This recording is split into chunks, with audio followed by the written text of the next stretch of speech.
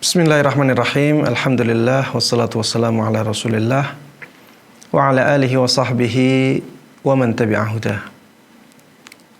Para sekalian, kaum muslimin dan kaum muslimat, khususnya para pemirsa Fatwa TV, a'azzanallahu iyyakum. Pada kesempatan kali ini kita akan membahas pertanyaan yang dikirimkan oleh saudari kita Sarah Nadina dari Kabupaten Rokan Hilir, Riau.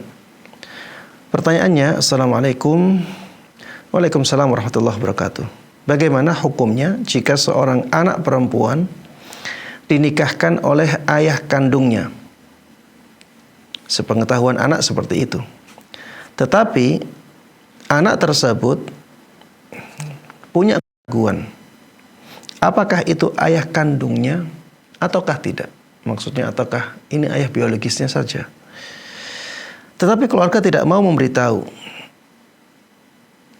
Keluarga menyembunyikan, dan sebagai anak dia sudah berusaha mencari tahu tapi tidak menemukan. Apakah anak perempuan yang menikah tersebut termasuk anak zina? Apakah anak perempuan yang menikah tersebut termasuk zina seumur hidup karena perkawinan yang tidak sah? Mohon jawabannya Ustadz. Terima kasih. Wassalamualaikum warahmatullahi wabarakatuh. Waalaikumsalam warahmatullahi wabarakatuh. Jamaah sekalian rahimani wa rahimakumullah. Pada asalnya pernikahan yang sudah berjalan itu dianggap sah. Pada asalnya pernikahan yang sudah berjalan dianggap sah. Kecuali ada indikasi-indikasi yang sangat kuat yang menunjukkan bahwa pernikahan tersebut pernikahan yang tidak sah. Baru ketika itu dianggap pernikahannya tidak sah. Ini yang pertama. Jadi jamaah, kalau yang ada dalam pertanyaan ini masih keraguan. Ini masih keraguan. Kalau masih keraguan seperti ini, dia tidak bisa menghilangkan keyakinan. Keyakinan sebelumnya, sebelum ada keraguan ini, pernikahannya baik-baik saja. Kemudian ada keraguan ini. Maka keraguan yang datang belakangan seperti ini, selama masih dalam bentuk keraguan, dia tidak bisa mengalahkan keyakinan yang sebelumnya. Baik, ini yang pertama. Yang kedua, jamaah sekalian rahimakumullah. Bagaimana dengan status anak? Atau status pernikahan dia? Atau status hubungan dia dengan dalam keadaan misalnya ternyata memang dia anak zina. Dan misalnya dia memilih pendapat harusnya walinya wali hakim, bukan ayah kandungnya. Tapi dia tidak tahu. Maka yang seperti ini tidak dianggap sebagai perzinaan. Karena dia tidak tahu.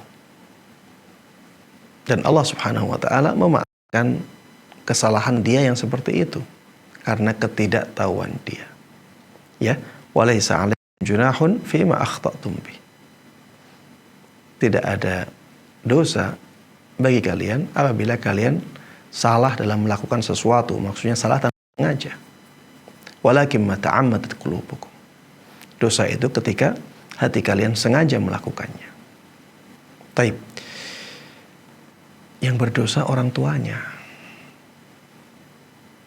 karena menyembunyikan, bukan anaknya, karena anaknya tidak tahu. Taib jamaah sekalian rahimani wa rahimakumullah. Yang ketiga, ana secara pribadi lebih menguatkan pendapat yang mengatakan bahwa walaupun anaknya hasil zina, tapi ketika zina terjadi, ibunya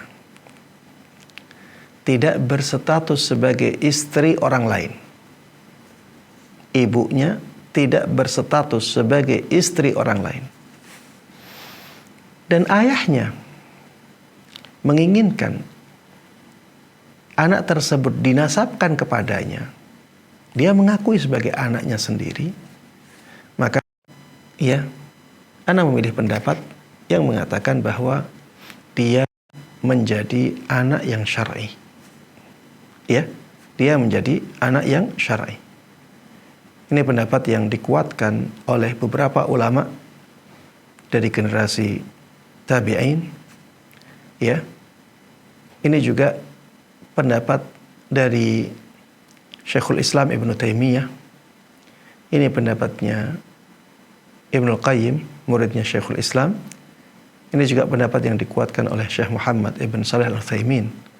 Walaupun pendapat ini ya bukan pendapat mu'tamad dalam 4 mazhab. Bukan pendapat mu'tamad dalam 4 mazhab, ya. Namun secara dalil ana melihat pendapat ini lebih kuat, ya. Pendapat ini lebih kuat karena dalil-dalil yang digunakan oleh mayoritas ulama, ya, tidak menjelaskan secara spesifik kasus yang seperti ini. Ya, jadi kasusnya seorang laki-laki berzina dengan seorang perempuan yang bukan istri orang lain. Ya. Dia masih jumblowati misalnya. Jadi tidak ada suaminya. Berzina, kemudian ketika hamil dinikahi. Kemudian melahirkan. Jadi ayahnya juga ingin anaknya itu dinasabkan kepada dia. Dia mengakuinya sebagai anak. Kasus seperti ini tidak ada dalil khusus yang menjelaskannya. Tidak ada dalil khusus yang menjelaskannya. Bahkan di sana ada dalil yang mengarahkan atau memberikan petunjuk bahwa anak ini bisa dinasabkan kepada ayahnya. Ya, ini bisa dinasabkan kepada ayahnya. Dengan pendapat ini, maka apa yang ditanyakan oleh penanya menjadi tidak masalah sama sekali. Walaupun ayahnya adalah ayah biologis, tapi dia dari air mani ayahnya, ya, dia dari air mani ayahnya, dan ayahnya juga mengakuinya sebagai anak, maka ayahnya sah sebagai wali nikahnya. Sehingga tidak perlu ya ada keraguan yang seperti disebutkan di dalam pertanyaan. Dan kalau sudah berusaha untuk mencari-cari kemudian tidak menemukan, untuk apa ragu-ragu, ya? Untuk apa ragu-ragu? Kalau kita tidak tahu, kita sudah mencari tahu juga dan tidak menemukan, ya sudah. Kembali ke asal, kembali ke hukum asal bahwa pernikahan itu baik-baik saja. Ya. Itulah penerapan dari kaidah al-yaqin la yazulu bisyak. Tadinya kan asalnya sudah yakin bahwa pernikahannya baik-baik saja. Kalau misalnya ada keraguan setelahnya dan masih dalam bentuk keraguan, belum ada bukti kuat, maka keraguan yang seperti itu harus ditinggalkan. Harus berpegang teguh kepada keyakinan yang ada sebelumnya. Demikian jemaah sekalian rahimana wa rahimakumullah yang bisa ana sampaikan. Wallahu ta'ala a'lam. Mudah-mudahan bermanfaat dan Allah berkahi. Amin amin ya rabbil alamin. Wa sallallahu wa sallama wa baraka ala nabiyina Muhammadin wa ala alihi wa sahbihi wa man tabi'ahum bi ihsanin ila yaumiddin. Walhamdulillahi rabbil alamin. Assalamualaikum warahmatullahi wabarakatuh.